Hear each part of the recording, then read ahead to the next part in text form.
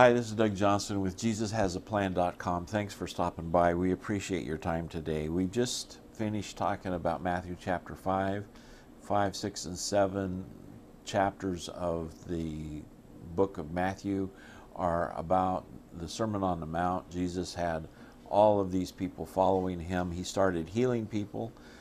They were sick, they were blind.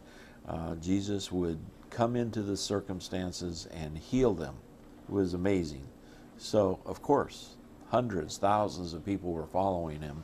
And one day, and it's recorded here in the book of Matthew and also in the other Gospels, Jesus stopped and just started teaching all of these people what God meant by the Ten Commandments. Those are found in Exodus chapter 20.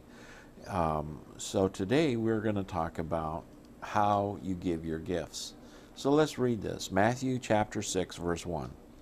Take heed that you do not give your gifts before men, to be seen by them. Otherwise you have no reward from your Father who is in heaven. Therefore, when you do give your gifts, do not sound the trumpet, as the hypocrites do in the synagogues and in the streets. That's the glory. They get the glory from men. Verily I say unto you, they have their reward. Verse 3 says, but when you give your gifts, let not your left hand know what your right hand is doing, that your gift may be given in secret, and your Father, who is God, who sees in secret, shall reward you openly. So let's talk about this a little bit.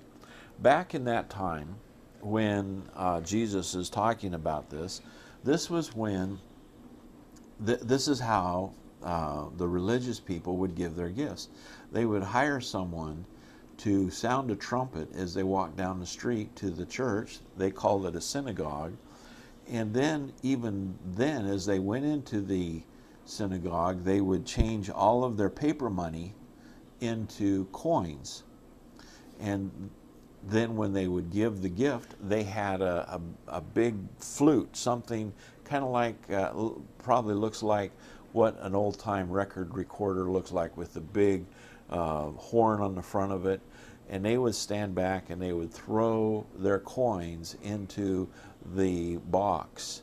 Now, all of that, of course, was so that their friends, the people that were their associates, would see how much they were doing for God.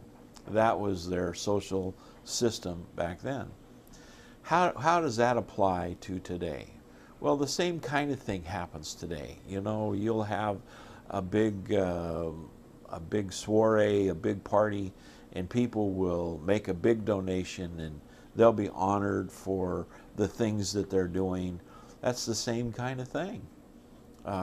This is the time of year, the end of the year, when we're making this video, we're coming into the Thanksgiving and Christmas holiday season.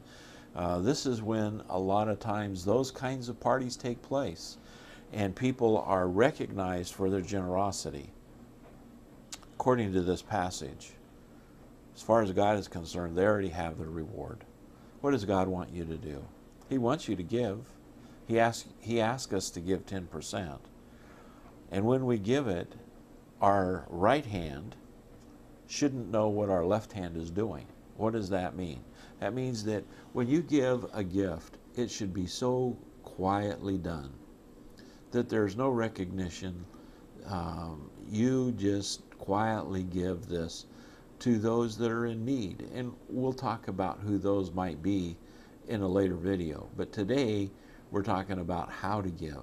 Quietly give this in the name of the Lord to help those people that are in need.